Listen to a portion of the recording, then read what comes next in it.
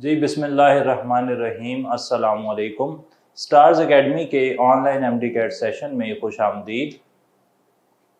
हम देख रहे हैं आज क्लासिफिकेशन ऑफ ऑर्गेनिक कंपाउंड्स। साथ बात होगी फंक्शनल ग्रुप की और फिर बात होगी वेरी इंपॉर्टेंट नोमेनक्लेचर। सही जी, तो आज हमने ये हिस्सा रखा है अपने काम के लिए। आपके सामने मेरे पास लेफ्ट साइड पर स्क्रीन पर आपको नजर आ रही है क्लासिफिकेशन ऑफ ऑर्गेनिक कंपाउंड्स। जैसा कि आप देख सकते हैं कि ऑर्गेनिक कंपाउंड्स दो किस्म के हैं, एक को आप कहते हैं ओपन चेन और एक को कहते हैं क्लोज चेन। अच्छा, ओपन चेन वो हैं जिनके अंदर कोई रिंग नहीं होता, यानी कि कहीं पर भी दो टर्मिनल कार्बन एटम्स आपस में मिले नहीं होते। आप जानते हैं कि ओपन चेन जो हाइड्रोकार्बन्स हैं या ऑर्गेनिक कंपाउंड्स हैं उन्हें एलिफेटिक भी कहते हैं। अब ओपन चेन की आगे आप अकसाम खुद से बना सकते हैं, एक स्ट्रेट चेन हो जाएंगे, एक ब्रांच चेन हो जाएंगे। जैसे कि आप ईथेन की बात कर लें, प्रोपेन है, ब्यूटेन है, पेंटेन है, इसी तरीके से ईथीन, प्रोपीन, ब्यूटीन, हेक्सीन वगैरह या एल्काइन कोई आप ले लेते हैं, तो सारे जो ओपन चेन है ना वो आ जाएंगे ओपन चेन या एलिफेटिक में। और दूसरी तरफ हमारे पास हैं closed chain organic compounds. Close chain organic compounds में एटलीस्ट वन रिंग होना चाहिए, दो भी हो सकते हैं, ज्यादा भी हो सकते हैं, लेकिन कम से कम एक तो बहरहाल होना ही चाहिए। अब जो क्लोज चेन ऑर्गेनिक कंपाउंड्स है ना जी, उसे आगे आपके सामने जो शक्ल है उसमें कितने हिस्सों में डिवाइड किया गया है, टेबल बना हुआ है, उसमें दो हिस्सों में डिवाइड किया गया है। क्लोज चेन में वो कहता है कि ये जो क्लोज चेन है ये दो तरह की हो सकती है, या तो ये हो सकती है होमोसाइक्लिक या फिर ये हो सकती है हेट्रोसाइक्लिक। अच्छा, होमोसाइक्लिक का मतलब है कि जो भी क्लोज चेन है उसमें सारे के सारे कार्बन एटम्स हैं, और हेट्रोसाइक्लिक का मतलब है कि उसके अंदर कोई हेट्रो एटम जैसे कि सल्फर, ऑक्सीजन, नाइट्रोजन वगैरह भी हो सकते हैं। हेट्रोसाइक्लिक कंपाउंड्स के अंदर हमें जो मिसालें दी जा सकती हैं वो हो सकती है थायोफीन, जैसा कि किताब में लिखा हुआ है, सल्फर का कंपाउंड है। फ्यूरान, ऑक्सीजन होता है उसमें हेट्रो एटम। पिरिडीन है, पायरोल है, पायरोलिडीन है, तो यहाँ पे नाइट्रोजन जो है वो हेट्रो एटम के तौर पर रिंग के अंदर पाया जाता है। इनके स्ट्रक्चर्स किताब में भी हैं, हमें भी अगर जरूरत पड़ी तो हम ड्रा कर लेंगे। अच्छा, दूसरी तरफ जो होमोसाइक्लिक या कार्बोसाइक्लिक कंपाउंड्स हैं वो आगे से किस तरह के नजर आ रहे हैं, वो नजर आ रहे हैं या तो एलिसाइक्लिक या एरोमेटिक। एलिसाइक्लिक वो हैं जो हैं तो क्लोज्ड चेन ही, जिनमें सारे ही कार्बन एटम हैं लेकिन उनके अंदर कोई बेंजीन रिंग नहीं है। बेंजीन रिंग नहीं होगा तो फिर आप उन्हें कह देंगे कि ये वाले जो हैं ये नॉन बेंजीनॉइड हैं या फिर एलिसाइक्लिक हैं। अच्छा जी, एलिसाइक्लिक ज़्यादा अच्छा है, ज़्यादा मशहूर नाम जो है वो एलिसाइक्लिक है, और हमारी किताब के मुताबिक एलिसाइक्लिक ही ज़्यादा सही नाम भी है। अच्छा, जो एलिसाइक्लिक है उसमें कौन सी मिसालें आप दे सकते हैं? किताब वाली मिसालें याद कराऊं तो साइक्लोप्रोपेन, साइक्लोब्यूटेन, साइक्लोपेंटेन। आप ये भी जानते हैं कि इनका जो जनरल फार्मूला होता है एलिसाइक्लिक वालों का, वो जो एल्कीन्स हैं उनके साथ कई दफ़ा मिल रहा होता है, यानी कि C4H8 जो है ये साइक्लोब्यूटेन का फार्मूला भी है और ये ब्यूटीन का फार्मूला भी है। तो एलिसाइक्लिक के साथ दूसरे कौन से आ गए? एरोमेटिक। एरोमेटिक जो है, एरोमेटिसिटी जो है ना एक खास टर्म है, एरोमेटिसिटी। अच्छा, एरोमेटिसिटी जो है ये क्या होती है? एरोमेटिक कौन चीजें होती हैं? ऐसी चीजें जिनके अंदर डबल बॉन्ड और सिंगल बॉन्ड जो है वो अल्टरनेट हो रहे हों, यानी कि वो डबल बॉन्ड के साथ सिंगल बॉन्ड, सिंगल बॉन्ड के साथ डबल बॉन्ड ऐसे चल रहा हो तो आप कहते हैं कि ये एरोमेटिक कंपाउंड है। अब एरोमेटिक कंपाउंड का जो स्ट्रक्चर होता है ना वो प्लेनर होता है, और प्लेनर स्ट्रक्चर अगर नहीं होगा ना तो फिर वो एरोमेटिक नहीं होंगे। सही जनाब। एक और बात कि उनके पास जो इलेक्ट्रॉन्स है ना वो होने चाहिए 6, 10 या 14 इलेक्ट्रॉन होने चाहिए हैं, तब वो एरोमेटिक होंगे। और ये कौन से इलेक्ट्रॉन है जी? ये पाई इलेक्ट्रॉन्स जो हैं वो 6, 10 या 14 होने चाहिए, या फिर अगर उनके पास डबल बॉन्ड और लोन पेयर जो है ये ना, डबल बॉन्ड और सिंगल बॉन्ड अल्टरनेट ना कर रहे हों, तो फिर ऐसे भी हो सकता है कि लोन पेयर और सिंगल बॉन्ड जो है वो अल्टरनेट कर रहे हों। मैं मिसाल दे देता हूँ क्लियर करने के लिए। आपके पास है CH2 double bond CH, single bond N आप कर लेते हैं, और यहाँ पर NH2 है, यहाँ पर लोन पेयर है, और लोन पेयर और डबल बॉन्ड, लोन पेयर और डबल बॉन्ड कर लेते हैं जी। अब क्या हुआ, लोन पेयर इधर आया, इस कार्बन के बॉन्ड ज्यादा हो गए, ये बॉन्ड आगे शिफ्ट हो गया, तो यहाँ से CH2 negative, single bond CH, double bond NH2 positive, तो ये भी एरोमेटिक स्ट्रक्चर बन गया। अच्छा, यहाँ पर मैं ये क्लियर कर दूं जी, बहुत क्लियर होना चाहिए ये, कि आमतौर पर बेंजीन जो है ना उसे एरोमेटिक कंपाउंड कहा जाता है, और उसके अंदर हम जिस तरीके से यहाँ पर शिफ्टिंग करवाते हैं, आपने देखा होगा कि ये डबल बॉन्ड हम इधर शिफ्ट करा लेते हैं, ये इधर चला जाता है, ये इधर चला जाता है, और इस तरीके से रेजोनेंस हो जाती है। तो ये रेजोनेंस का एक तरीका बिल्कुल सही है, इसमें कोई बात एज सच गलत नहीं है। इसके अलावा भी एक तरीका हमने पढ़ा है, वो कौन सा है वो दिखा देता हूँ। उसके अंदर यहाँ पर ऑक्सीजन पर नेगेटिव है, वो नेगेटिव इधर आता है और ये बॉन्ड आगे शिफ्ट हो जाता है, इस तरह भी हो सकता है। तो यहाँ से भी हमने रेजोनेंस देखी है, तो ये भी रेजोनेंस का ही तरीका है। 1 2 यहाँ पे नेगेटिव आ जाएगा, यहाँ पर डबल बॉन्ड O आ जाएगा। तो अब यहाँ पर तो नेगेटिव, या फिर आप कह सकते हैं लोन पेयर और डबल बॉन्ड रेजोनेंस करवा रहे हैं, सही है जी बात। तो लोन पेयर और डबल बॉन्ड भी रेजोनेंस करवा सकते हैं, और लोन पेयर का मतलब है कि अगर मैं इसकी जगह लिख लूँ नेगेटिव और डबल बॉन्ड, तो वो भी एरोमेटिसिटी शो कर सकते हैं अगर वो अल्टरनेट कर रहे होंगे। इसी तरीके से आगे चलकर आप ऐसे भी सीखेंगे कि पॉजिटिव और डबल बॉन्ड आ जाए ना, वो भी करवा सकता है रेजोनेंस, यानी कि वो भी एरोमेटिसिटी लेकर आ सकता है। वो कैसे लेकर आ जाएगा, वो लेकर आएगा जब यहाँ पर फॉर एग्जांपल किसी कंपाउंड में कार्बन जो है उसके ऊपर आ जाता है पॉजिटिव, पॉजिटिव आ जाता है, कार्बोकैटाइन है कोई, और उसके साथ CH2 लगा हुआ है, यहाँ डबल बॉन्ड है, तो ये डबल बॉन्ड इधर शिफ्ट हो जाएगा। तो इस वजह से भी जो है वो एरोमेटिसिटी हो सकती है, लेकिन ये इतनी कॉमन फिलहाल नहीं है। हमें एरोमेटिसिटी में जो ज़्यादा कॉमन है, पक्की बातें करनी है, अगर डबल और सिंगल बॉन्ड अल्टरनेट कर रहे हों, स्ट्रक्चर प्लेनर हो, और प्लेनर स्ट्रक्चर में जो पाई इलेक्ट्रॉन्स हैं उनकी तादाद 6, 10 और 14 हो जाए, तो फिर वो एरोमेटिक स्ट्रक्चर शो कर सकते हैं।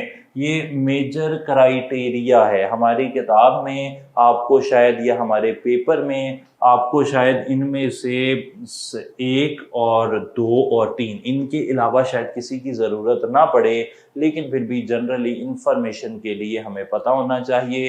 अब जो इंफॉर्मेशन है ना, वो इंफॉर्मेशन ही होती है, उसको लेकर ना आप ज़्यादा सीरियस हो जाते हैं, ज़्यादा परेशान हो जाते हैं, तो उसकी ज़रूरत नहीं है। आप याद रख लें कि एरोमेटिसिटी की कंडीशन क्या है, कि डबल और सिंगल बॉन्ड अल्टरनेट कर रहे हों, या लोन पेयर और डबल बॉन्ड अल्टरनेट कर रहे हों, या नेगेटिव और डबल बॉन्ड अल्टरनेट कर रहे हों।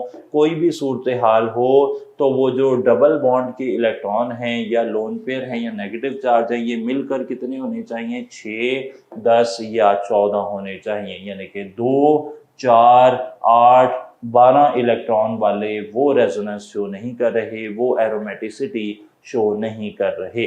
तो आप देख सकते हैं कि जो एरोमेटिक कंपाउंड है ना, होमोसाइक्लिक और बेंजीन वाले कंपाउंड हैं, वो आगे से 2 टाइप के हैं, एक वो जो कि एरोमेटिक होते हैं, और एक वो जो कि एरोमेटिक नहीं होते। सही जनाब, देख लेते हैं, एक बारी आपके सामने शक्ल नज़र आ रही है, इस पर नज़र रखें, देखें, और आप बताएं फिर कि जो बात मैंने कही है क्या वो आपको क्लियर हो रही है या नहीं। जी, आपके पास मिसालें दी हुई हैं एरोमेटिक के अंदर, बेंजीनॉइड में बेंजीन की और नेफ्थलीन की, और नॉन बेंजीनॉइड में मिसाल दी गई है ट्रोप्लोन की। हमें ट्रोप्लोन जो है उसके अंदर प्रॉब्लम ये है कि वो प्लेनर स्ट्रक्चर नहीं है। असल में जो बेंजीन है ना 6 कार्बन वाला, 6 कार्बन तक अगर कोई कार्बन का स्ट्रक्चर हो तो वो प्लेनर होता है। इसके बाद 7 या 8 कार्बन आ जाए ना, फिर वो प्लेनर नहीं रहता। जब वो प्लेनर नहीं रहेगा तो भी एरोमेटिसिटी नहीं होगी और वो नॉन बेंजीनॉइड हो जाएगा। नॉन बेंजीनॉइड पता लग गया जिसमें बेंजीन नहीं है, वो है तो एरोमेटिक ही है लेकिन उसमें बेंजीन नहीं है। अच्छा दोबारा से अब ज़रा समरी, क्योंकि काफ़ी ज़्यादा बातें फैल चुकी हैं, मैं एक बारी बता दूं। ऑर्गेनिक कंपाउंड मेरे साथ ही आपको नज़र भी आ रहे हैं, कितने टाइप के हो गए, ओपन चेन और क्लोज चेन। ओपन चेन कितने टाइप के हो गए, वो हो गए स्ट्रेट चेन और ब्रांच चेन। क्लोज चेन कितने टाइप के हो गए, दो टाइप के, एलिसाइक्लिक होमोसाइक्लिक और हेट्रोसाइक्लिक। हेट्रोसाइक्लिक में सिर्फ हेट्रो एटम होता है, होमोसाइक्लिक आगे से हो गए दो टाइप के जिन्हें हमने कहा एलिसाइक्लिक और aromatic.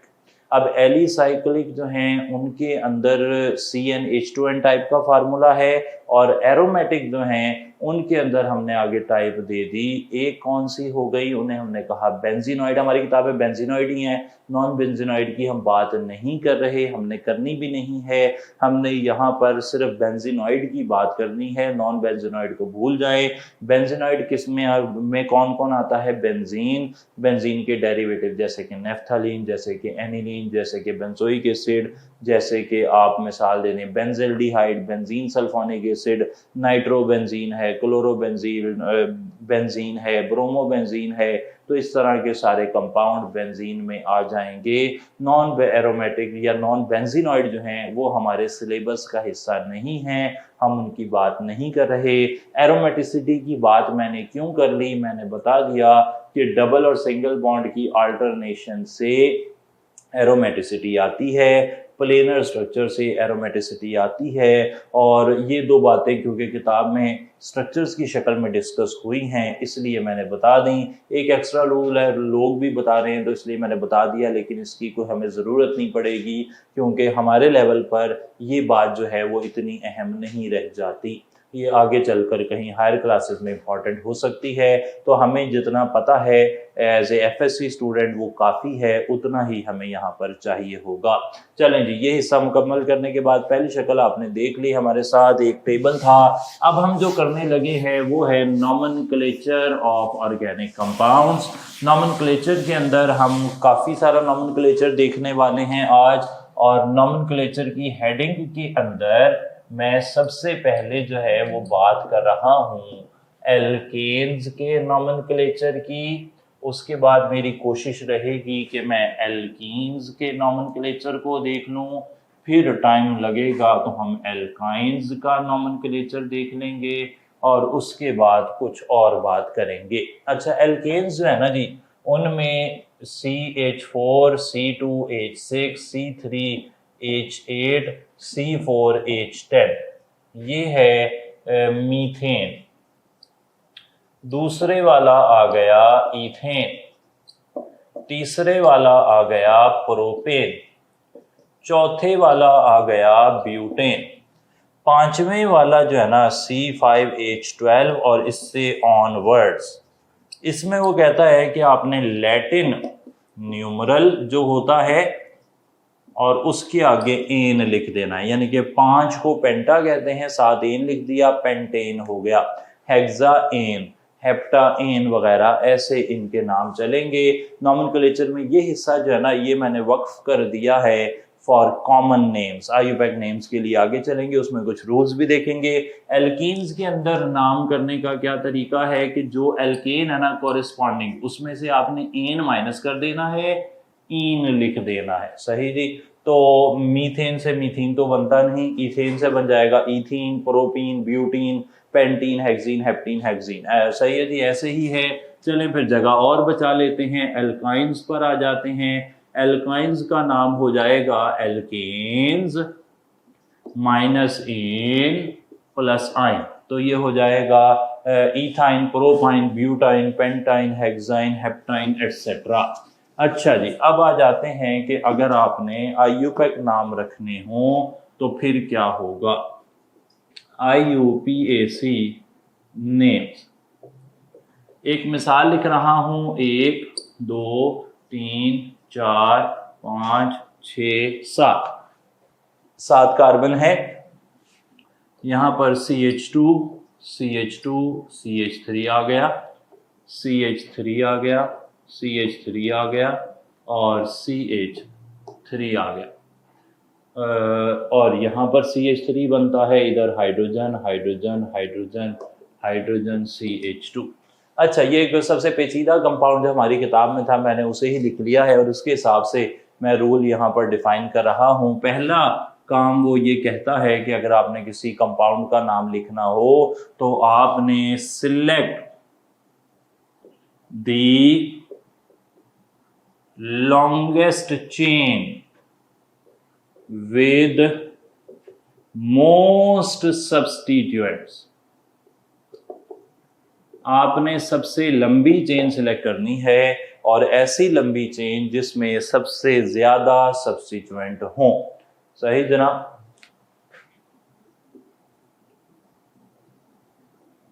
Number from side with more with close branch या ब्रांचेस। सही जनाब। इस बात का मतलब ये है कि जनाब आपने IUPAC नाम में पहले तो लॉन्गेस्ट चेन सिलेक्ट करनी है और दूसरा आपने उस साइड से नंबरिंग शुरू करनी है जिससे यहाँ तो पहली ब्रांच करीब हो या फिर ज़्यादा ब्रांचेस करीब हो। तो फिलहाल मैं यहाँ पर ये रूल लगाता भी जाता हूँ साथ साथ। आपने यहाँ पर लॉन्गेस्ट चेन सिलेक्ट की 1 2 3 4 5 6 7 एक ही ऑप्शन है।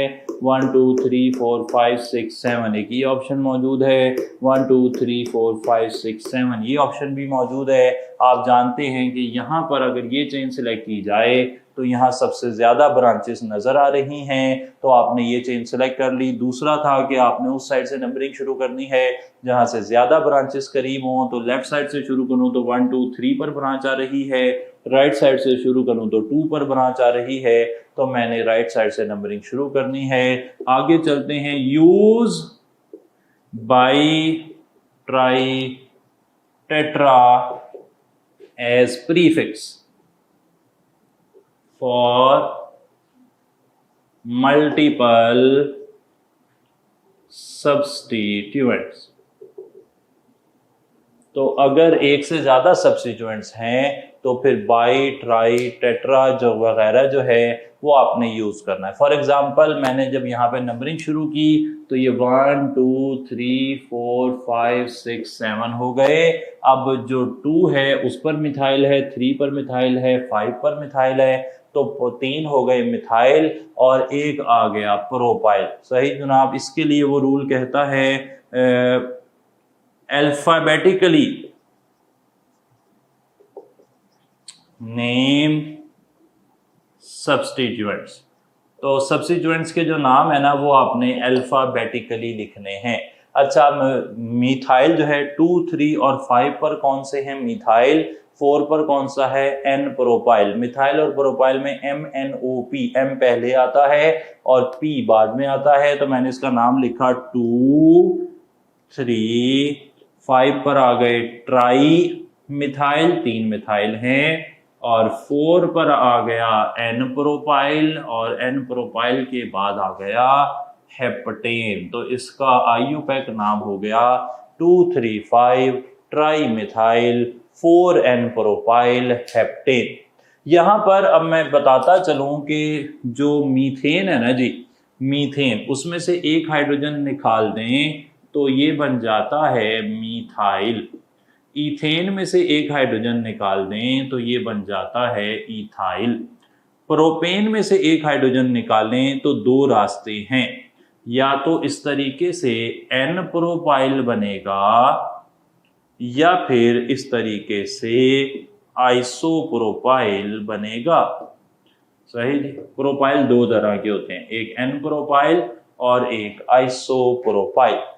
इससे आगे चलें तो ब्यूटेन से बनने वाले ब्यूटाइल देख लें। एक ब्यूटाइल होता है CH3 CH2 CH2 CH2, इसे कहते हैं N ब्यूटाइल। एक होता है CH3 CH2 CH CH3, इसे कहते हैं आइसोब्यूटाइल। 2 हो गए जी। इसके बाद तीसरा देख लें CH3 CH3 CH3HCH2, इसे कहते हैं सेकेंडरी ब्यूटाइल। और अगर ऐसे हो जाए तो इसे कहते हैं टर्शरी ब्यूटाइल। तो ये 4 तरह के होते हैं जी। आपको इनके नाम आ सकते हैं एज सच क्वेश्चन के अंदर कि इनमें से सेकेंडरी ब्यूटाइल कौन सा है या टर्शरी ब्यूटाइल कौन सा है। तो n butyl, isobutyl, secondary butyl और टर्शरी ब्यूटाइल, ये भी हमने आपकी आसानी के लिए लिख दिए हैं। फिलहाल ये जो नॉमेनक्लेचर है ये एल्केन्स के लिए हो गया। एल्कीन्स के लिए यही कवानीन चलेंगे, बस 1-2 कवानीन और ऐड हो जाएंगे और वो कवानीन क्या हैं वो मैं यहाँ पर लिख देता हूँ। अब आप में से लोग 2 तरह के हो गए, एक वो जो कि पहले ये चीज़ें देख चुके हैं तो वो थोड़ा सा आगे चाह रहे होंगे कि जल्दी चले जाएं, लेकिन काफ़ी सारे लोग ऐसे भी हैं जिन्हें एक बारी फिर से ज़रूरत है इसे रिफ़्रेश करने की, इसलिए हमारी रफ्तार थोड़ी स्लो है। कोई मसला नहीं है, जल्दी से हम इसे ख़त्म करके आगे चलेंगे MCQs वगैरह देखने की तरफ। और आपको अंदाज़ा होगा कि हालांकि देखने में रूल सिंपल लगते हैं, लेकिन जब आप नॉमेनक्लेचर करने जाते हैं तो आप काफ़ी गलतियाँ कर सकते हैं। अच्छा जी, अगर एल्कीन्स और एल्काइंस की बात चल रही हो तो फिर एडिशनल रूल्स जो आते हैं, additional for alkenes and alkynes, वो ये है कि ऑलवेज इंक्लूड डबल और triple bond in chain. Double और ट्रिपल बॉन्ड के बगैर कोई चेन सिलेक्ट नहीं की जा सकती। यानी कि अगर आपके पास 2 ऑप्शन हो, एक चेन छोटी हो एक चेन बड़ी हो, फॉर एग्जांपल आप इस कंपाउंड की मिसाल ले लें, 1 2 3 4 5, यहाँ पे CH2 है और यहाँ पर 1 2 3 इस तरीके से कर लेते हैं। यहाँ हाइड्रोजन, 2 हाइड्रोजन, 2 हाइड्रोजन। अब यहाँ पर 2 रास्ते हैं, एक रास्ता क्या है 1 2 3 4 5 6 7 और एक है 1 2 3 4 5। सही जी, 5 7 तो ज़्यादा हो जाएंगे, 6 कर लेते हैं ऐसे। अब ये 2 रास्ते हैं तो आपके पास 1 2 3 4 5 6 कार्बन वाली चेन सिलेक्ट कर सकते हैं, डबल बॉन्ड नहीं आएगा।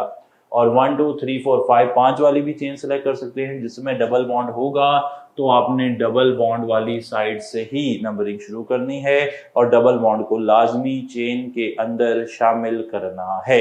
डबल बॉन्ड के बगैर चेन शामिल नहीं हो सकती। और प्रेफरेंस जो है इज फॉर डबल और ट्रिपल बॉन्ड। प्रेफरेंस भी उन्हें ही मिलती है। पीछे तो हमने कहा था ना, जहां से नंबरिंग जो ब्रांच है वो करीब पड़ी है वहां से नंबरिंग शुरू करें।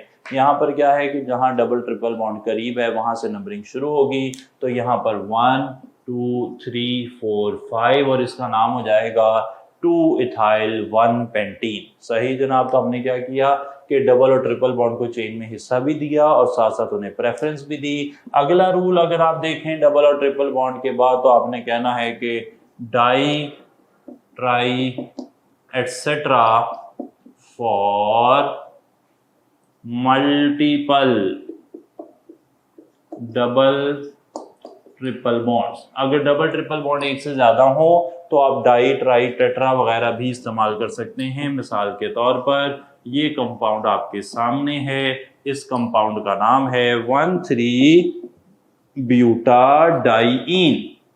2 डबल बॉन्ड है, सही। तो ब्यूटाडाइईन हो गया। 1,3,5 हेक्साट्राइईन, ऐसे भी आपको एक कंपाउंड याद आता है बेंजीन वाले चैप्टर में, तो इसका भी आपको पता है।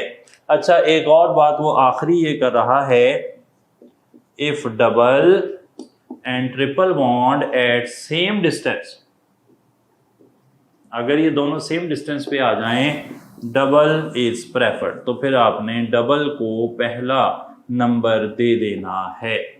मिसाल इसमें जो किताब के अंदर दी हुई है वही लिख रहा हूं, CH single bond C triple bond CH। अच्छा, अब यहाँ से लेफ्ट से शुरू करें तो डबल प्रायोरिटी पर जा रहा है, राइट से शुरू करें तो ट्रिपल प्रायोरिटी पर जा रहा है।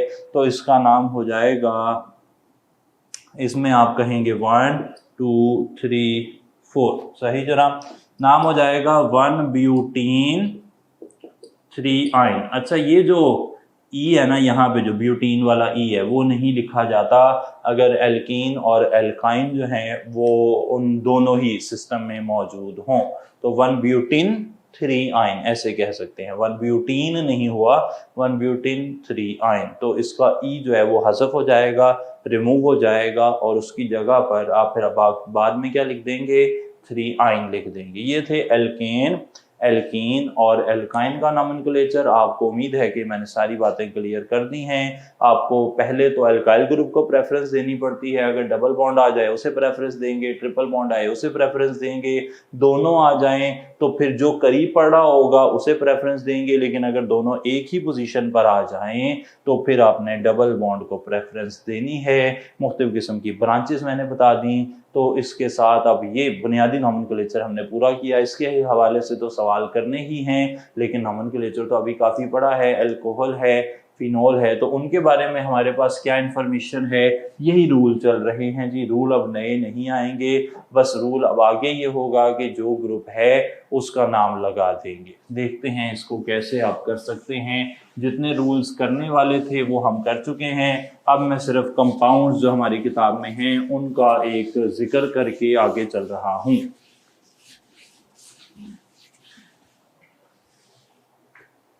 जी ये देखें जनाब, एक कंपाउंड है हमारी किताब के अंदर जिनका नाम है एल्काइल हैलाइड्स। एल्काइल हैलाइड्स है ना, जिन्हें RX कहते हैं, उनके कॉमन नाम की बात चल रही है। कॉमन नाम लें जनाब। इनके बाद आते हैं अल्कोहल, उनका कॉमन नाम। इसके बाद आ जाते हैं ईथर, उनका कॉमन नाम। ईथर के बाद आ जाते हैं एल्डिहाइड, उनका कॉमन नाम। उनके बाद आ जाते हैं कीटोन, RCOR, उनका कॉमन नाम। सही, ऐसे कर लेते हैं। तो एल्काइल हैलाइड का कॉमन नाम क्या है, एल्काइल हैलाइड। अल्कोहल का एल्काइल अल्कोहल। ईथर का एल्काइल एल्काइल ईथर। अच्छा, ये जो एल्काइल एल्काइल ईथर है ना जी, इसमें जो एल्काइल एल्काइल है यानी कि 2 एल्काइल ग्रुप लगे होंगे, आपने उन्हें अल्फाबेटिकली लिख देना है। मिसाल के तौर पे इथाइल मिथाइल ईथर, उसमें इथाइल ई पहले आता है, मिथाइल एम बाद में आता है। अल्फाबेटिकली अगर देखें तो इथाइल मिथाइल ईथर उसका नाम हो जाएगा। एल्डिहाइड जो है इनका नाम जो है वो होता है एसिड, जो होते हैं ना एसिड, उनमें से एक एसिड माइनस कर दें प्लस एल्डिहाइड लगा दें। अच्छा, इस बात को जरा समझने की जरूरत है। एक कार्बन वाला जो एसिड होता है ना जी, उसका नाम HCOOH, उसका नाम है फॉर्मिक एसिड। हमने इसमें से क्या माइनस करना है, एक एसिड, उसकी जगह क्या लगा देना है, एल्डिहाइड। तो नाम क्या हो जाएगा, फॉर्मेल्डिहाइड। एसिटिक एसिड से एसिटल्डिहाइड, एक कार्बन वाला फॉर्मेल्डिहाइड, 2 कार्बन वाला एसिटल्डिहाइड, इस तरह इनके नाम बने हैं। और अगर इधर बात हो कीटोन की तो नाम हो जाएगा एल्काइल एल्काइल कीटोन। और ये एल्काइल एल्काइल कैसे हैं, अल्फाबेटिकली हैं, बिल्कुल पहले के जैसे। एल्काइल एल्काइल कीटोन में जो अल्फाबेटिकली पहले आता है वर्ड, उसको पहले लिखेंगे। सही जनाब। तो ये हो गए कुछ मशहूर कंपाउंड्स के नाम। आगे चलते हुए अभी भी हमारे पास नाम जो हैं वो बच रहे हैं, और वो किसके बच रहे हैं, वो बच रहे हैं एसिड्स के। एसिड्स के नाम बच रहे हैं। तो एसिड्स के नाम क्या होते हैं उनके लिए भी थोड़ी बात कर लेते हैं। एसिड्स यानी कि कार्बोक्सिलिक एसिड्स, तो इनके फार्मूला होगा RCOOH, और कार्बोक्सिलिक एसिड्स का जो कॉमन नाम होगा वो क्या होता है, वो है सोर्स की बेस पर, डिस्कवरर की बेस पर, या प्रॉपर्टी की बेस पर। उनके लिए ना कोई इस तरह फार्मूला नहीं है। फॉर एग्जांपल फॉर्मिक एसिड को फॉर्मिक एसिड इसलिए कहते हैं कि वो फॉर्मिका से हासिल हुआ, एसिटिक एसिड एसीटम सिरके से हासिल होता है। तो इसी तरीके से और भी नाम हमारे पास मौजूद हैं। तो कार्बोक्सिलिक एसिड के कॉमन नाम का जो ओरिजिन है वो ज़रा वेरिड टाइप का है, इसलिए इनको हम इतना ही जिक्र कर सकते हैं और आगे नहीं चलेंगे। और कोई बच जाता है जी हमारे पास? नहीं, और कोई भी नहीं है। अब हम चलते हैं IUPAC नेम्स की तरफ। IUPAC नेम्स में हम मिसाल ले रहे हैं सबसे पहले एल्काइल हैलाइड्स की। एल्काइल हैलाइड्स के IUPAC नेम्स के बारे में हम क्या जानते हैं? वो होते हैं जी हेलो एल्केन्स। हेलो एल्केन्स यानी कि जो हेलोजन लगा हुआ है उसका नाम लिखेंगे, बाद में एल्केन लिख देंगे। क्लोरोमीथेन, आइडोमीथेन, ब्रोमोईथेन वगैरह। और ये जो हैं इनका नाम होता है अल्कोहल्स का एल्केन ओल। एल्केनोल यानी कि जो एल्केन है ना उसके नाम के आगे जो ई है वो हटाना है, उसकी जगह OL लगा देना। फॉर एग्जांपल एक कार्बन वाले एल्केन का नाम क्या है? मीथेन। मीथेन के नाम के आगे मीथेन, ई हटाया OL लगा दिया, मैथानोल बन जाएगा। तो ये आ गई मैथानोल। अच्छा, ईथेन बना लेते हैं। ईथेन से क्या बनता है? एथानोल। तो एथानोल, ईथेन, आगे ओल, एथेनोल बन गया। इस तरह नाम बन रहा है। और ईथर जो हैं उनके नाम कैसे बनते हैं? Elk oxy ether. Alk oxy ether उनका नाम बन जाता है। अब ये जो पहले वाला एल्क है ना जी, alk oxy ether, alk oxy ethane, सही जी। एल्क ऑक्सी ईथर की जगह ज्यादा अच्छा कर लेते हैं एल्क ऑक्सी एल्केन।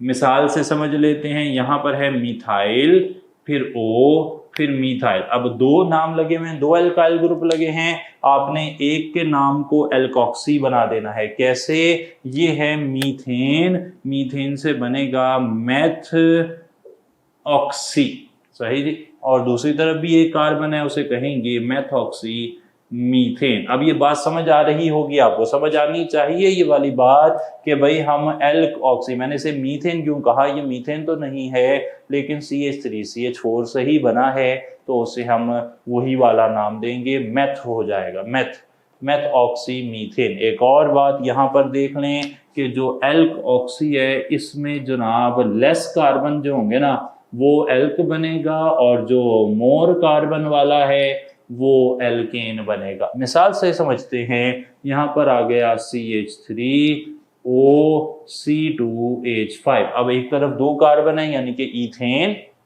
पीछे लिखा था हमने, एक कार्बन है उसे कहते हैं मीथेन। तो जो छोटे कार्बन वाला है, लेस कार्बन वाला है, उसका नाम मेथ हो जाएगा, फिर आएगा ऑक्सी, और दो कार्बन वाले का नाम पूरा हो जाएगा मेथ ऑक्सी ईथेन, पूरा नाम हो गया मेथ ऑक्सी ईथेन, सही जी। तो ये बात फॉलो कर ली आपने कि कॉमन नेम्स जो हैं उनमें अल्फाबेटिक ऑर्डर फॉलो हो रहा था, यहाँ अल्फाबेटिक ऑर्डर फॉलो नहीं हो रहा। जो छोटी चेन है जिसमें कम कार्बन है उसके नाम को हम मेथ या एथ या प्रॉप या ब्यूट या पेंट लिख देते हैं, और जो ज्यादा कार्बन वाला है उसके लिए नाम लिख देते हैं methane, ethane, propane, butane, pentane, hexane वगैरह। आगे एल्डिहाइड की बात आ गई।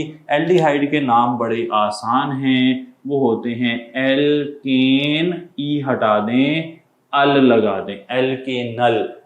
एक कार्बन वाला होगा तो मैथेनल, दो कार्बन वाला होगा तो एथेनल, तीन कार्बन वाला होगा तो प्रोपेनल, चार कार्बन वाला होगा तो ब्यूटेनल वगैरह वगैरह। अगर बात हो रही है कीटोन्स की, तो कीटोन्स के नाम होते हैं एल्केनोन, सही जी। दो तीन कार्बन वाला है तो प्रोपेन हो गई, प्रोपेन से बना प्रोपेनोन, चार कार्बन ब्यूटेनोन, पांच पेंटेनोन, हेक्सेनोन, हेप्टेनोन वगैरह। और हर एक में आप कार्बोनाइल की पोजीशन भी बता सकते हैं। फॉर एग्जांपल अगर आपके पास ये कंपाउंड है CH3CH2 C double bond O CH2CH2, ये एक CH3 ये कीटोन है। कीटोन में पांच कार्बन है, पांच से पेंटेन, पेंटेन से बना पेंटेनोन, और पेंटेनोन में तीन पर फंक्शनल ग्रुप लगा है, आपने नाम लिख दिया 3 पेंटेनोन, 2 पेंटेनोन भी हो सकता है, 3 पेंटेनोन भी हो सकता है। तो इस तरह ये मामला चल रहा है। एंड पे आगे चलते हुए कार्बोक्सिलिक एसिड की बात करते हैं। कार्बोक्सिलिक एसिड्स के जो नाम हैं वो हैं एल्केन ओइक एसिड। एल्केनोइक एसिड यानी कि एक कार्बन वाला एसिड है, तो एक कार्बन होता है methane, methanoic acid, 2 carbon ethanoic acid, 3 carbon propanoic acid. ये बात याद रहे कि जो एल्केनोइक एसिड है ना जी, यानी कि कार्बोक्सिलिक एसिड है, वो टर्मिनल फंक्शनल ग्रुप है, वो हमेशा कोने पर होते हैं, तो फिर आपको इनकी पोजीशन बतानी नहीं पड़ती। मिसाल के तौर पर अगर आपके पास 1 2 3 4 कार्बन वाला एसिड है, तो 4 कार्बन से ब्यूटेन, तो ब्यूटेन से क्या बन गया, ब्यूटेनोइक एसिड। आप इसे 1 ब्यूटेनोइक एसिड नहीं लिखते, क्यों? क्योंकि कार्बोक्सिलिक ग्रुप हमेशा कोने पर ही हो सकता है। कैसे पता आपको? कार्बन ने 2 बॉन्ड ऑक्सीजन से बनाए हैं, 1 OH से बनाया है, 3 बॉन्ड तो बने हुए हैं, तो चौथा बॉन्ड ही बन सकता है, और चौथा बॉन्ड एक ही बॉन्ड है, तो हमेशा ये कोने पर पाया जाएगा और बाकी सारी चेन दूसरी तरफ होगी, तो ये 1 ब्यूटेनोइक एसिड नहीं होगा। जबकि जो कीटोन है उसके नाम के साथ हमने लिखा 3 पेंटेनॉल। सही जी। अगर पेंटेनोइक एसिड होता ना तो 3 2 1 कुछ नहीं होना था, वो पेंटेनोइक एसिड ही होना था, क्योंकि वो ऑटोमेटिकली 1 पर ही होता है, इसके अलावा नहीं होता। एल्डिहाइड भी ऐसे ही है। एल्डिहाइड और कार्बोक्सिलिक एसिड इनके नाम भी, कॉमन नेम भी एक जैसे हैं, और इनके अंदर ये खास बात भी है कि इनके नाम की पोजीशन नहीं बतानी पड़ती अगर ये अकेले अकेले हों। यानी कि एक एल्डिहाइड ग्रुप है तो वो फिर फॉर्मल्डिहाइड, एसिटाल्डिहाइड, प्रोपेनल्डिहाइड, ब्यूटारल्डिहाइड, उसमें आप ये नहीं बताएंगे कि 1 ब्यूटारल्डिहाइड या 2 पेंटेनल्डिहाइड। क्यों? क्योंकि वो हमेशा 1 पर ही होता है। कार्बोक्सिलिक एसिड भी हमेशा 1 पर ही होते हैं। कीटोन 1 पर नहीं होती, ईथर हमेशा बीच में होगी। अल्कोहल की पोजीशन 1 भी हो सकती है, 2 भी हो सकती है, 3 भी हो सकती है। एल्काइल हैलाइड की पोजीशन भी वेरी कर सकती है, जैसा कि आप मिसालें देखेंगे। बहुत बड़ा नॉमेनक्लेचर है, बहुत सारी एग्जाम्पल हैं, तो ये देखने के लिए काफ़ी काम आज आपके पास रहेगा, उसे आपने साथ साथ करते जाना है। सही हो गई थी बात। अब हम आगे चल रहे हैं और कुछ सवालात आपसे पूछना चाह रहे हैं। सवालों की एक लंबी फहरिस्त है, उसे देखते हैं कि हमें क्या पूछा जा रहा है। नॉमेनक्लेचर हमने मुकम्मल किया जी, उसके काफ़ी ज़्यादा कंसेप्ट्स हमने सीखे। उन कंसेप्ट्स के बाद अब हम आ रहे हैं कुछ क्वेश्चंस की तरफ। उम्मीद है कि आपको नॉमेनक्लेचर के जितने भी पॉइंट्स हैं वो क्लियर हो गए होंगे। अभी भी आपको मैं ये कहूँगा कि आप अगर वीडियो को पॉज करके सारे जितने भी नॉमेनक्लेचर हैं उनको एक बारी पढ़ लें तो ज़्यादा अच्छा रहेगा। आपके पास न्यूमरस एग्जाम्पल हैं जिन्हें आपने प्रैक्टिस करना है। चैप्टर 8 के अंदर एग्जाम्पल्स प्लस एक्सरसाइज, चैप्टर 10 के अंदर एग्जाम्पल्स प्लस एक्सरसाइज, चैप्टर 11 के अंदर एग्जाम्पल्स प्लस एक्सरसाइज, चैप्टर 12 के अंदर एग्जाम्पल प्लस एक्सरसाइज, चैप्टर 13 के अंदर एग्जाम्पल्स प्लस एक्सरसाइज, ये आपको करनी पड़ेंगी ताकि नॉमेनक्लेचर बिल्कुल क्लियर हो जाए। तो करना पड़ेगा काम, काम किए बगैर तो हम चल नहीं सकते, हमारा कोई तरीका है ही नहीं। तो हम यहाँ पर कुछ क्वेश्चंस लेकर आए हैं जी आपके लिए, थोड़े टफर साइड पर हैं क्वेश्चन, ईजियर नहीं है, इससे ज़्यादा इजी आपको डेफिनेटली किताब में मिलेंगे, लेकिन हम चाह रहे हैं कि हमारा लेवल थोड़ा सा ज़्यादा अच्छा हो जाए, हम देखकर अंदाज़ा लगा सकें कि ऑर्गेनिक कंपाउंड का नॉमेनक्लेचर काम कैसे करता है। तो पहला हमने एक स्ट्रक्चर बना दिया है, तकरीबन 1 2 3 4 5 6 कार्बन है, साथ एक ब्रांच हो सकती है, पता नहीं, वो तो आप ही अभी नोट करेंगे। इसका नाम हमने सोचना है। रूल्स आपके सामने हैं, मैं उन्हीं रूल्स को फॉलो करते हुए ये एग्जांपल हल कर रहा हूँ। पहला रूल ये था कि आपने लॉन्गेस्ट चेन सेलेक्ट करनी है जिसमें ज्यादा सब्स्टिट्यूएंट हों। अच्छा, इस रूल को अप्लाई करते हैं। अगर आप स्ट्रेट चेन सेलेक्ट कर लें तो एक ही ब्रांच आ रही है, ज़्यादा कोई फ़ायदा नहीं हो रहा। इसके अलावा ऑप्शन क्या है हमारे पास, 1 2 3 4 5 6। अगर हम ऐसे करते हैं कि नीचे की तरफ आ जाते हैं तो फिर 2 ब्रांचेस हमें मिल रही हैं।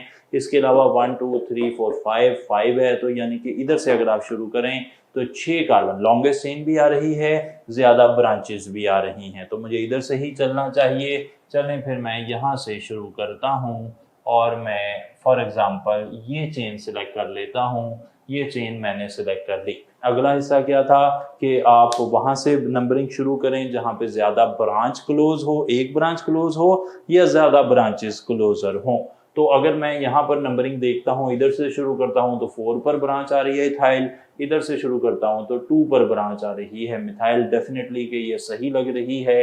2 पर मिथाइल आ रहा है, 3 पर इथाइल आ रहा है। तो फिर मैंने कहा था कि अगर सब्स्टिट्यूएंट मुझे पता लग जाए, नंबरिंग हो जाए, तो फिर मैंने सब्स्टिट्यूएंट्स को अल्फ़ाबेटिकली लिखना है, यानी कि मुझे इथाइल ई जो है वो पहले लिखना है, एम बाद में लिखना है। 3 पर इथाइल है, 1 2 3, 3 पर इथाइल है और 2 पर मिथाइल है, तो 3 इथाइल 2 मिथाइल हेक्सेन इसका नाम होना चाहिए। लेकिन मसला ये है कि मेरे पास 3 इथाइल 2 मिथाइल हेक्सेन और एक और ऑप्शन चले बना लेते हैं 3 इथाइल 2 मिथाइल एन हेक्सेन। अब यहाँ पर प्रॉब्लम यह है कि हम 3 इथाइल 2 मिथाइल हेक्सेन को सही जवाब टिक करें या 3 इथाइल 2 मिथाइल एन हेक्सेन को सही टिक करें। तो याद रखना है कि आईयूपैक नाम जिनमें ये नंबरिंग आ जाती है ना 2 3 4 5, उनके अंदर एन नहीं होता, एन हेक्सेन उनमें नहीं होता, आइसो हेक्सेन उधर नहीं होता, नियो हेक्सेन उधर नहीं होता। एन, आइसो और नियो जो टर्म्स है ना वो प्योरली कॉमन सिस्टम में, कॉमन नेम्स में रखे गए नाम हैं। आईयूपैक नॉमेनक्लेचर में हेक्सेन के साथ एन या पेंटेन के साथ एन, आइसो, नियो वगैरह नहीं लिखे जाते, आईयूपैक नॉमेनक्लेचर में नहीं लिखे जाते। तो सही जवाब हो गया बीटा ऑप्शन। एक और मिसाल देखें, इस कंपाउंड का नाम हमें सोचना है, तो मैं यहाँ पर अगर देखता हूँ तो 1 2 3 पर मिथाइल है, इधर से आए 1 2 3 पर इथाइल है। हमने कहा था कि आपने उस साइड से नंबरिंग शुरू करनी है जहाँ से ब्रांच करीब पड़े या ज़्यादा ब्रांचेस करीब पड़े। यहाँ पर अब दोनों ब्रांचेस बराबर फासले पर हैं, तो अब मेरे पास ऑप्शन है कि मैं लॉन्गेस्ट चेन सेलेक्ट करूं जिसमें कार्बन कितने हैं, गौर करें 1 2 3 4 5 6 7, 7 कार्बन हैं। अब 7 कार्बन में मैं फिर अब मिथाइल वाली साइड से शुरू करूं या इथाइल वाली साइड से शुरू करूं, तो इसके लिए मैंने आपको बताया था कि अल्फाबेटिकली आपने काम शुरू करना है। अब अगर दोनों ही इथाइल और मिथाइल एक जितने फासले पर हैं और कोई और पॉइंट ऑफ डिफरेंस नहीं है, अगर यहाँ से 2 ब्रांचेस करीब पड़ी होती ना हम इधर चले जाते, इधर से 2 ब्रांचेस करीब पड़ी होती हैं इधर चले जाते, लेकिन अब दोनों तरफ से ब्रांचेस बराबर फासले पर आ रही हैं, अब कोई रास्ता नहीं है डिफरेंशिएट करने का। तो अब हम क्या करेंगे, हम अल्फाबेटिकली जो पहले आता है ना जी वहां से नंबरिंग शुरू कर देंगे, यानी कि इसका नाम हो जाएगा 3 इथाइल 5 मिथाइल और आगे हेप्टेन। तो ये चार्ली ऑप्शन जो है ना 3 इथाइल 5 मिथाइल हेप्टेन, ये ज्यादा सही हो गया। इसके मुकाबले में हमारे पास क्या ऑप्शन था कि 3 पर हम मिथाइल रखते, 4 5 5 पर इथाइल रखते, फिर भी हेप्टेन होता, लेकिन हमने उसे नहीं चुना, हमने चुना है 3 इथाइल 5 मिथाइल हेप्टेन को। सही जनाब, इसे चुन लिया। क्यों चुन लिया वो मैंने बता दिया कि जनाब अगर कोई भी पॉइंट ऑफ डिफरेंस ना हो, जब तक पॉइंट ऑफ डिफरेंस है ज़्यादा ब्रांचेस करीब पड़ रही हैं उस तरफ जाएं, लेकिन अगर कोई और फ़र्क नहीं हो सकता तो फिर जो अल्फ़ाबेटिकली पहले आता है उससे आप उस तरफ से नंबरिंग शुरू कर देंगे। आगे चलते हैं जी। ये कंपाउंड है, 5 कार्बन है, 2 डबल बॉन्ड है। वो कहता है इस कंपाउंड का नाम बताएं। पहली बात तो ये है कि इसमें लॉन्गेस्ट चेन 5 वाली है तो ये पेंटेन होगा, और उसमें 2 डबल बॉन्ड है तो ये पेंटाडाइईन होगा। अब पेंटाडाइईन में कार्बन नंबर 1 ने, कार्बन नंबर 2 ने, कार्बन नंबर 3 ने डबल बॉन्ड बनाए हुए हैं। अब डबल बॉन्ड की नंबरिंग का क्या तरीका होता है कि जो लोअर नंबर है ना डबल बॉन्डेड कार्बन का, फॉर एग्जांपल अगर carbon double bond carbon single bond carbon है, आप कहते हैं 1 2 3, तो आप इसे 1 प्रोपीन कहेंगे। सही जी, 2 प्रोपीन नहीं कहेंगे। हालांकि 1 और 2 दोनों ही कार्बन ने डबल बॉन्ड बनाया है, लेकिन जो डबल बॉन्ड बनाने वाला कार्बन लोअर नंबर वाला है आप उसकी नंबरिंग काउंट करते हैं। तो अब अगर यहाँ पर आप कह रहे हैं कि 1 ने, 2 ने और 3 ने डबल बॉन्ड बनाए हुए हैं, तो 1 और 2 का जो डबल बॉन्ड है उसे आप 1 लिखेंगे और 2 और 3 का जो डबल बॉन्ड है उसे 2 लिखेंगे। तो ये पेंटाडाइईन का नाम हो जाएगा 1,2 पेंटाडाइईन। 1,2 पेंटाडाइईन का क्या मतलब कि पेंटाडाइईन है, 5 कार्बन है, 2 डबल बॉन्ड है और उसमें पहले कार्बन ने दूसरे के साथ डबल बॉन्ड बनाया है और दूसरे ने तीसरे के साथ डबल बॉन्ड बनाया है। सही है जी बात। तो 1,2 पेंटाडाइईन से क्या पता लगा जी कि 1 कार्बन ने डबल बॉन्ड बनाया है और 2 ने भी डबल बॉन्ड बनाया हुआ है, तो बीटा हो गया 1,2 पेंटाडाइईन। आगे चलते हैं। 2 मिथाइल 4 हेक्सेन इज एक्चुअली, अब ये सवाल बड़ा इंटरेस्टिंग है जी। 2 मिथाइल 4 हेक्सेन जो राइटर है या एग्जामिनर है उसने गलत नाम हमें कंपाउंड का बताया है। अब इस नाम को देखकर, इस नाम को लिखकर हम सही नाम जज करना चाह रहे हैं। अच्छा, 2 मिथाइल 4 हेक्सीन। हेक्सीन जो है ना, हेक्सा मतलब 6 कार्बन है, तो हमें पहले बैकबोन बनानी चाहिए। 1 2 3 4 5 6 बैकबोन बना ली हमने। अब हमने आगे क्या करना है, हमने देखना है कि 2 पर मिथाइल है। हम यहाँ से कहते हैं कि 2 पर मिथाइल आ गया, और 4 1 2 3 4 और 5 कार्बन ने डबल बॉन्ड बनाया होगा। जैसा कि मैंने कहा कि जो नंबर दिया होता है ना, वो और उससे अगले कार्बन के दरमियान डबल बॉन्ड होता है। 4 हेक्सीन का मतलब 4 और 5 के दरमियान डबल बॉन्ड है। 3 हेक्सीन का मतलब होता है 3 और 4 कार्बन के दरमियान डबल बॉन्ड है। बाकी हम हाइड्रोजन पूरे कर लेते हैं, 1 1 1 2 1 3। सही जी। हाइड्रोजन कैसे पूरे करते हैं, कार्बन 4 से ज्यादा बॉन्ड नहीं बना सकता, ये इंपॉर्टेंट है। अगर कार्बन ने एक बॉन्ड कार्बन से बनाया है तो 3 हाइड्रोजन लगा दें। कार्बन ने एक बॉन्ड कार्बन से बनाया है तो 3 हाइड्रोजन लगेंगे। कार्बन ने 2 बॉन्ड बनाए हुए हैं तो 2 हाइड्रोजन लगेंगे।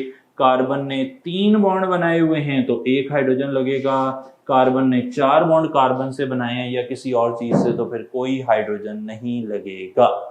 ये बात क्लियर कर लें जी। कार्बन का एक बॉन्ड किसी और चीज से बना है तो 3 हाइड्रोजन, 2 बॉन्ड किसी और चीज से बने हैं 2 हाइड्रोजन, 3 बॉन्ड किसी और चीज से बने हैं तो 1 हाइड्रोजन, और कार्बन के चारों बॉन्ड किसी और चीज से बने हैं तो उसका कोई हाइड्रोजन उसके साथ नहीं लगेगा। अच्छा, अब इस कंपाउंड का सही नाम मैंने बताना है। ये तो गलत नाम है, सारी बात है। तो अब मैंने लॉन्गेस्ट चेन सिलेक्ट की। नंबरिंग कहां से शुरू होगी, जहां से डबल बॉन्ड करीब पड़ता है, 1 2 3 4 5 6। तो 5 पर मिथाइल है जी 2 हेक्सीन, 5 मिथाइल 2 हेक्सीन का ऑप्शन होना चाहिए। चार्ली ऑप्शन है 5 मिथाइल 2 हेक्सीन। अब मैंने 2 और 3 ने डबल बॉन्ड बनाया था, मैंने उसे 2 हेक्सीन कह दिया। लोअर कार्बन को हम डबली बॉन्डेड कहते हैं।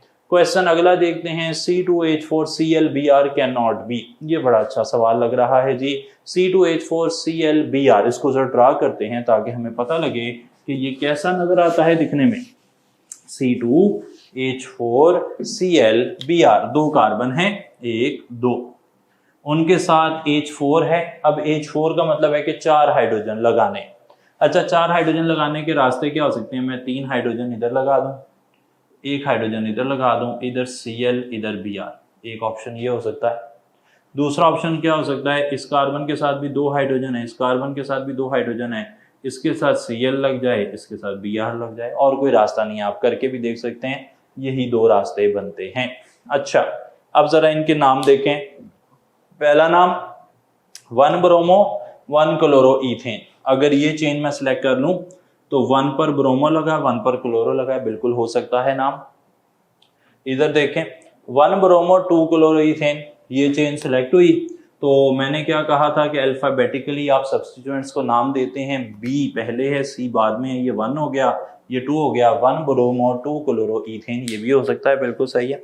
Charlie option 2 bromo 2 chloro ethane, ये नहीं हो सकता। क्यों नहीं हो सकता भाई, जब आप लॉन्गेस्ट चेन सेलेक्ट करेंगे 2 कार्बन वाली, तो उसमें आपने नंबरिंग वहां से शुरू करनी होती है जहां से ब्रांच करीब पड़ रही है। तो जाहिर बात है आपसे 1 1 कह देंगे, इसे 2 2 थोड़ी कहेंगे। सही, यहाँ से नंबरिंग नहीं शुरू हो सकती। नंबरिंग कहां से शुरू होती है, जहां से ब्रांचिंग करीब पड़ती है। तो ये 2 ब्रोमो 2 क्लोरो इथेन नहीं हो सकता, 1 ब्रोमो 1 क्लोरो इथेन हो सकता है। एंड पर क्या है, जेमिनल डाइहैलाइड। जेमिनल डाइहैलाइड का मतलब है कि एक ही कार्बन पर अगर 2 हैलोजन लगे होना, इसे कहते हैं जेमिनल डाइहैलाइड। तो सारी बात है कि एक कार्बन पर 2 हैलोजन लग सकते हैं, ये जेमिनल डाइहैलाइड हो सकता है। जेमिनल डाइहैलाइड से मिलती जुलती एक और टर्म भी है, विसिनल डाइहैलाइड। विसिनल का मतलब साथ साथ वाले कार्बन पर 2 हैलोजन लग जाएं तो इसे कहते हैं विसिनल डाइहैलाइड। ये था जेमिनल डाइहैलाइड, ये है विसिनल डाइहैलाइड। तो दोनों तरह से हो सकता है ये वाला कंपाउंड। सही जी, आगे चल पड़ते हैं। अभी भी सवाल हमारे पास काफी मौजूद हैं। ये एक कंपाउंड है जी, इसमें डबल बॉन्ड भी है, OH भी है। वो कहता है इसका नाम बताएं। अब यहां से आके बात हो जाती है कॉम्प्लेक्स। याद रख लें कि जो डबल बॉन्ड है ना जी, डबल बॉन्ड की प्रेफरेंस है ट्रिपल बॉन्ड से। हमने कहा था डबल और ट्रिपल बॉन्ड अगर एक साथ आ जाए ना, एक जितने फासले पर आ जाएं, तो डबल बॉन्ड को प्रेफरेंस मिल जाती है। एक और इंफॉर्मेशन भी मैं आपको दे रहा हूं कि जो OH ग्रुप है उसकी प्रेफरेंस डबल बॉन्ड से ज्यादा है। OH की प्रेफरेंस डबल बॉन्ड से ज्यादा है। इसका मतलब है कि अगर आप लॉन्गेस्ट चेन सिलेक्ट करेंगे, इसे याद रख लें, सही जी। अगर लॉन्गेस्ट चेन सिलेक्ट करेंगे तो नंबरिंग वहां से शुरू होगी जहां से OH करीब पड़ता है, जहां से डबल बॉन्ड करीब पड़ता है वहां से नंबरिंग शुरू नहीं होती। ये क्लियर कर लें बात। तो OH को प्रेफरेंस मिलती है, OH वाली साइड से नंबरिंग शुरू होगी। ये 1 आ गया, ये 2 आ गया, ये 3 आ गया, ये 4 आ गया। आप कहेंगे कि इसका नाम है 3 ब्यूटीन 2 ओल, 3 ब्यूटीन 2 ओल। ये रहा डेल्टा ऑप्शन, यानी कि 3 और 4 कार्बन ने डबल बॉन्ड बनाया है जबकि OH दूसरे कार्बन पर है। तो इस तरह आप याद रख सकते हैं कि OH को प्रायोरिटी दी जाती है किस पर, डबल बॉन्ड पर। मैं इस तरह से समझा देता हूं आपको कि हमारा जो सीक्वेंस है ना चैप्टर्स का, उसके मुताबिक डबल बॉन्ड से ज़्यादा प्रेफरेंस जो है वो OH की है, उससे ज़्यादा प्रेफरेंस CHO की है, उससे ज़्यादा प्रेफरेंस है कार्बोक्सिलिक ग्रुप की।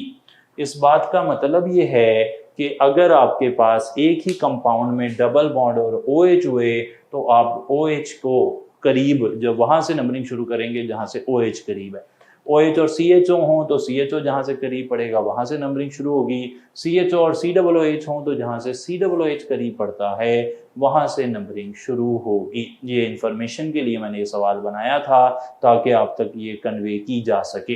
सेकंड लास्ट क्वेश्चन आ गया हमारा, butane dioic acid has dash carboxylic carbons. मैंने बताया आपको कि आपके पास काफ़ी ज़्यादा एग्जांपल्स मौजूद हैं जिन्हें आप हल करेंगे और उम्मीद है कि आपने लेक्चर सुनने के साथ साथ जो नॉमेनक्लेचर आ रहा है उस चैप्टर को भी टच किया होगा। तो यहाँ पर ब्यूटेन डाइओइक एसिड में कार्बोक्सिलिक कार्बन्स हमने काउंट करने हैं। ब्यूटेन डाइओइक एसिड पहले बनाते हैं। 1 2 3 4, 4 आ गए। मैंने क्या बताया था कि कार्बोक्सिलिक ग्रुप चेन के अंदर नहीं हो सकता, वो हमेशा कोने पर ही हो सकता है। क्यों? क्योंकि उसने एक तरफ डबल बॉन्ड O बनाना है, एक तरफ OH बनाना है। एक तरफ डबल बॉन्ड O बनाना है, एक तरफ OH बनाना है। तो इसके अलावा वो हो नहीं सकता, बीच में होता ही नहीं है कार्बोक्सिलिक ग्रुप। अच्छा, अब ये ब्यूटेन हो गया डाइओइक एसिड और ये 1 कार्बन हो गया, ये 2, ये 3, ये 4। यहां से नंबरिंग शुरू करें तब भी वही बात है। तो ये हो गया 1,4 ब्यूटेन डाइओइक एसिड। सही जी, 2 आ जाएं तो फिर आप उनकी पोजीशन बता देते हैं कि कहाँ कहाँ पर हैं। जब मैं लिखता हूं कि ब्यूटेन डाइओइक एसिड तो इसका मतलब है कि 1,4 की ही बात हो रही है, क्योंकि 1,4 के अलावा ब्यूटेन डाइओइक एसिड बन नहीं सकता। क्यों नहीं बन सकता वो अब काफ़ी दफ़ा क्लियर हो गया कि भाई ये टर्मिनल ग्रुप है, टर्मिनल फंक्शनल ग्रुप। तो 1,4 कार्बन जो है, ज़ाहिरी बात है कि फिर वो जो है ना वो कार्बोक्सिलिक कार्बन होंगे ब्यूटेन डाइओइक एसिड में। आखिरी सवाल आ गया, the compound that is not aromatic. Aromatic cyclopentane, pentane n है जी, एन तो कभी एरोमेटिक नहीं होते, एन तो कभी एरोमेटिक नहीं होते, एल्केन्स एरोमेटिक नहीं होते जी। एक ऑप्शन बचा 1,4-हेक्साडाइईन। 1,4-हेक्साडाइईन ये क्या होता है? 1 2 3 4 5 6 आ गए। ये है 1 कार्बन, 1 ने और 2 ने बॉन्ड बनाया। 1 2 3 4, 4 और 5 ने बॉन्ड बनाया होगा, तभी 4,5 हेक्साडाइईन कह रहे हैं। आप देखें कि यहाँ पे डबल बॉन्ड है, उसके साथ सिंगल बॉन्ड है, फिर सिंगल बॉन्ड आ गया। जबकि एरोमेटिसिटी की शर्त क्या है? डबल सिंगल बॉन्ड अल्टरनेट होने चाहिए। अल्टरनेट का मतलब है एक डबल बॉन्ड हो, फिर सिंगल बॉन्ड हो, फिर डबल बॉन्ड हो, इसे कहते हैं अल्टरनेट। ये अल्टरनेट है, ये अल्टरनेट नहीं है, तो ये भी एरोमेटिक ना हुआ। अच्छा जनाब, पहला भी एरोमेटिक नहीं है, दूसरा भी एरोमेटिक नहीं है, तीसरा भी एरोमेटिक नहीं है। आप कह देंगे डेल्टा ऑप्शन, भाई ये सब के सब ही एरोमेटिक नहीं हैं, तो इनमें से कोई भी एरोमेटिक नहीं है। इस तरीके से आप इसे कह देंगे कि नहीं जनाब, ये जो आपने सारे बताए थे ये एरोमेटिक नहीं थे। ये वाला मामला क्लियर करके हमने इस हिस्से को ख़त्म किया। आगे चलते हुए अब हम 2 छोटी बातें हमारी एल्केन्स के बारे में हैं, उन्हें हम आज करना चाह रहे हैं। बाकी जो बातें हैं एल्कीन्स की और बेंजीन की, वो इंशाल्लाह नेक्स्ट लेक्चर में देख लेंगे। उसमें कुछ टेबल्स वगैरह बनाएंगे सवालों को हल करने के लिए। यूनिट 1 ऑर्गेनिक केमिस्ट्री के तमाम तर कंटेंट्स हमने मुकम्मल कर लिए हैं जी। अब हम ऑर्गेनिक केमिस्ट्री का जो unit 1 in context to UHS की बात हो रही है। अब उसका जो अगला हिस्सा हमारे C8 में शामिल है, उसमें हमें बताया जा रहा है एल्केन्स और एल्कीन्स के बारे में, साथ बेंजीन के बारे में। तो ये उसका ऑर्गेनिक केमिस्ट्री का पार्ट 2 बनता है with respect to UHS syllabus. अगर आप देखें तो चैप्टर नंबर 2 जो लिखा हुआ है उसके कंटेंट्स हम आज देख रहे हैं, और उन कंटेंट्स में हम एल्केन्स के 2 रिएक्शन की बात कर रहे हैं, जिनमें से पहला रिएक्शन जो है वो कंबस्चन है। आगे चल रहे हैं जी। अब हम बात कर रहे हैं फंक्शनल ग्रुप्स की। फंक्शनल ग्रुप्स मुख्तलिफ किस्म के कौन कौन से हैं, उनको क्या नाम दिया जाता है, ऐसे कंपाउंड्स जिनमें ये फंक्शनल ग्रुप मौजूद है उनको क्या कहते हैं, और इन फंक्शनल ग्रुप्स वाले कंपाउंड्स के नाम क्या क्या हैं। स्टार्ट करते हैं। सबसे पहला फंक्शनल ग्रुप है डबल बॉन्ड। डबल बॉन्ड अगर कहीं पर पाया जाएगा तो उस कंपाउंड को आपने एल्कीन कहना है। एल्कीन का जनरल फार्मूला CnH2n है।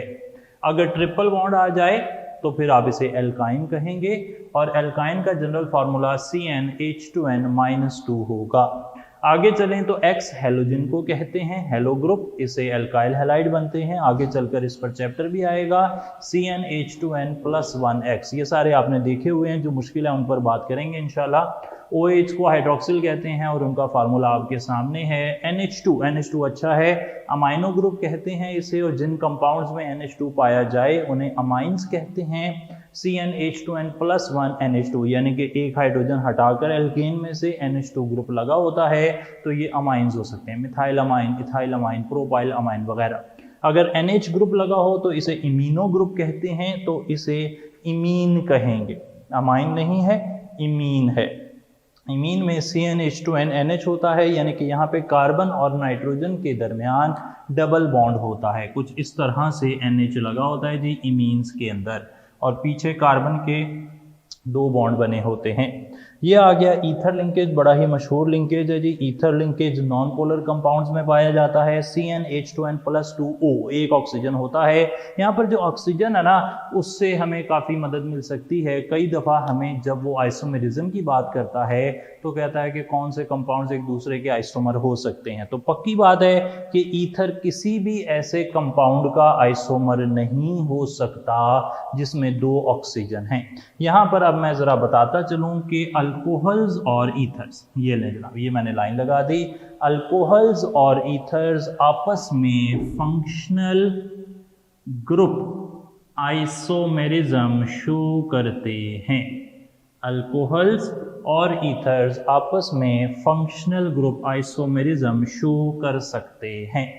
सही हो गई जी बात। तो एक अहम इंफॉर्मेशन मैंने आपको बता दी। आगे चलते हैं। CHO, इसे फॉर्माइल ग्रुप कहते हैं। एल्डिहाइड लिंकेज जो होता है ना, इसे फॉर्माइल ग्रुप कहते हैं, और इससे बनने वाले कंपाउंड एल्कानल कहलाते हैं, और उनका जनरल फार्मूला CnH2nO है। और कार्बोनाइल ग्रुप हो तो उनका जनरल फार्मूला भी CnH2nO होता है। यहाँ से मैंने दूसरी बारी लिख लिया कि एल्डिहाइड और कीटोन्स भी आपस में फंक्शनल ग्रुप आइसोमेरिज्म शो करते हैं। तो एल्डिहाइड्स और कीटोन्स भी फंक्शनल ग्रुप आइसोमेरिज्म शो करते हैं। इससे पहले हमने क्या कहा था, अल्कोहल्स और ईथर्स आपस में फंक्शनल ग्रुप आइसोमेरिज्म शो करते हैं। आगे चलते हैं। इसके बाद कार्बोक्सिलिक ग्रुप आ गया। कार्बोक्सिलिक ग्रुप CnH2nO2, और नीचे आए तो एस्टर में भी CnH2nO2 होता है। तो यहाँ से हम ये कह सकते हैं कि कार्बोक्सिलिक ग्रुप और एस्टर ग्रुप भी आपस में फंक्शनल ग्रुप आइसोमेरिज्म शो कर सकते हैं। एक बात हो गई। और अब मैं यहाँ पर बताता चलूँ कि हमने सीखा हुआ है कि ester non terminal functional group, ester non terminal functional group है, और इसी तरीके से कार्बोनाइल भी नॉन टर्मिनल फंक्शनल ग्रुप है, C+O। सही है जी बात। और इसी तरीके से ईथर भी नॉन टर्मिनल फंक्शनल ग्रुप है। तो हमने इन तीनों के बारे में क्या सीखा था कि ये मेटामेरिज्म भी शो करते हैं। सही जी। तो कार्बोक्सिलिक ग्रुप एस्टर के साथ फंक्शनल ग्रुप आइसोमेरिज्म शो करता है, जबकि ये 3 ग्रुप ऐसे हैं जो मेटामेरिज्म भी शो करते हैं, क्योंकि ये टर्मिनल फंक्शनल ग्रुप नहीं हैं, ये कभी भी कोने पर नहीं आ सकते, ये हमेशा चेन के बीच में आते हैं। एक आ गया एसिड हैलाइड CnH2n+1 COCl, और इसी तरीके से एसिड अमाइड CnH2n+1 CONH2। तो ये बात हमने यहाँ पर देख ली। आगे चलेंगे और कुछ बात एल्केन्स के। दो रिएक्शन है हमारे सिलेबस में, एक कंबस्शन है और एक है हैलोजिनेशन, तो उनकी बात करते हैं।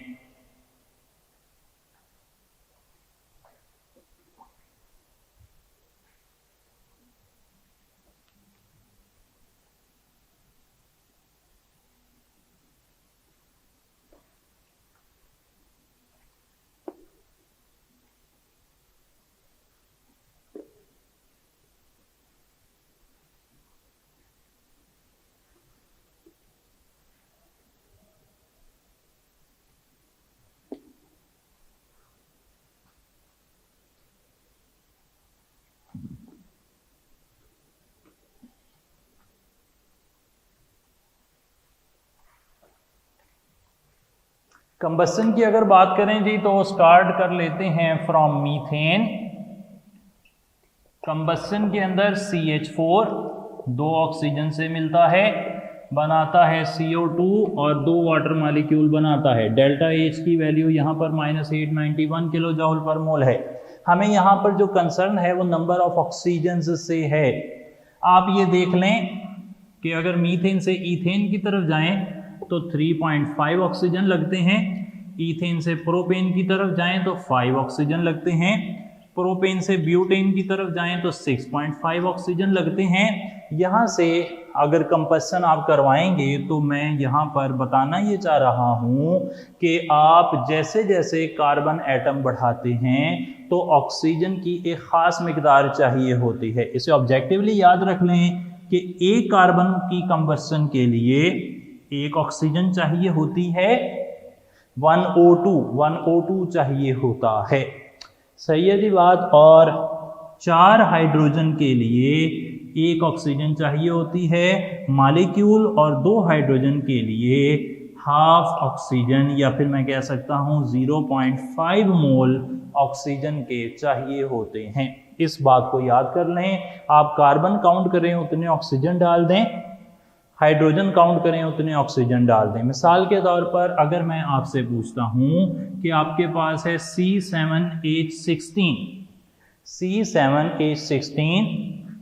requires dash moles of oxygen for complete combustion, तो फिर आपको क्या कहना चाहिए? आप क्या कहेंगे? आप कह सकते हैं कि शायद 10 मोल चाहिए होंगे, या 11 मोल चाहिए होंगे, या 12 मोल चाहिए होंगे, या 9 मोल चाहिए होंगे। तो अब हमने क्या करना है, हमने सारी इक्वेशन बैलेंस नहीं करने लग पड़ना। हमने देखना है कार्बन कितने हैं, जितने कार्बन उतने ऑक्सीजन चाहिए होंगे। तो 7 ऑक्सीजन तो लाजमी है, और हर 4 हाइड्रोजन के लिए एक ऑक्सीजन चाहिए। यहाँ पे 16 हाइड्रोजन है, तो 4 चौके 16, 4 टाइम्स, तो 4 ऑक्सीजन हो गए हाइड्रोजन को कंबस्ट करवाने के लिए। 11 आ गए जी। आप कहेंगे 11 ऑक्सीजन चाहिए हैं to completely combust n heptane या हेप्टेन, कोई भी हो, इससे फर्क नहीं पड़ता, उसकी कंप्लीट कंबस्शन के लिए हमें रिक्वायर्ड हैं 11 मोल ऑक्सीजन। तो बड़ा सिंपल सा तरीका है, आप इसे फॉलो कर लें। अब आगे चलते हैं और कुछ बात करेंगे हैलोजिनेशन की।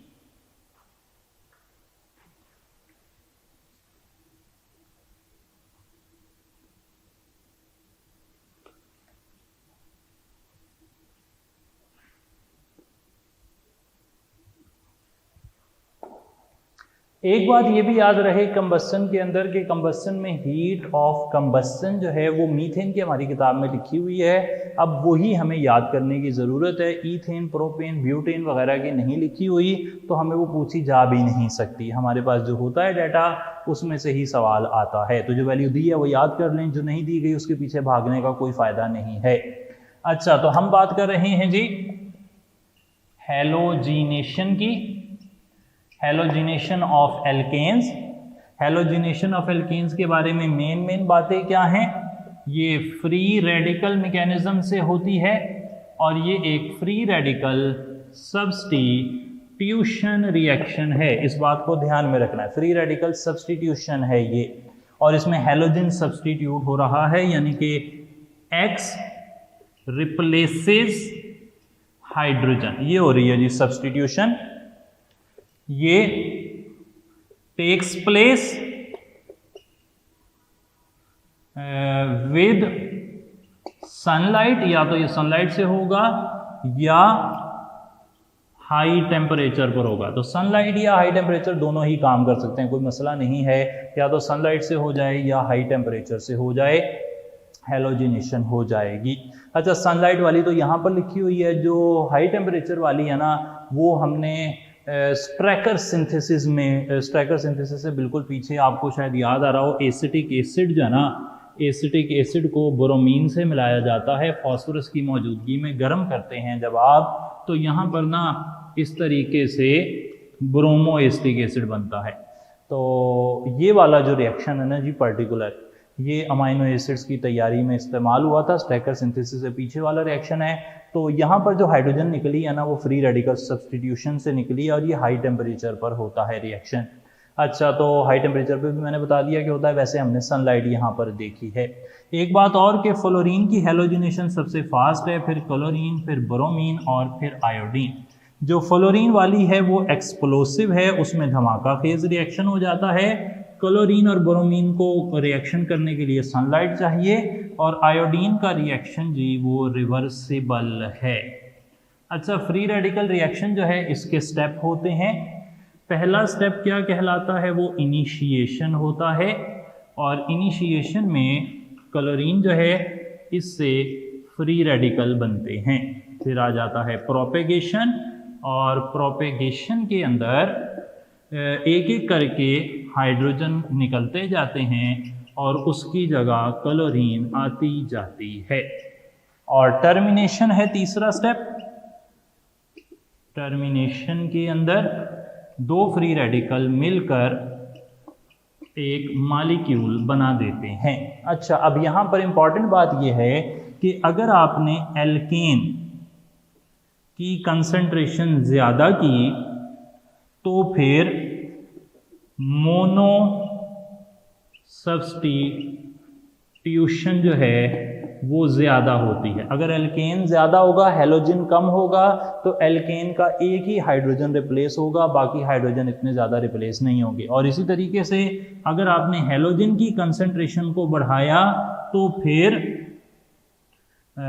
डाई ट्राई टेट्रा सब्स्टिट्यूशन हो जाएगी, यानी कि फिर डाइक्लोरोमीथेन, ट्राइक्लोरोमीथेन, टेट्राक्लोरोमीथेन बनेंगे।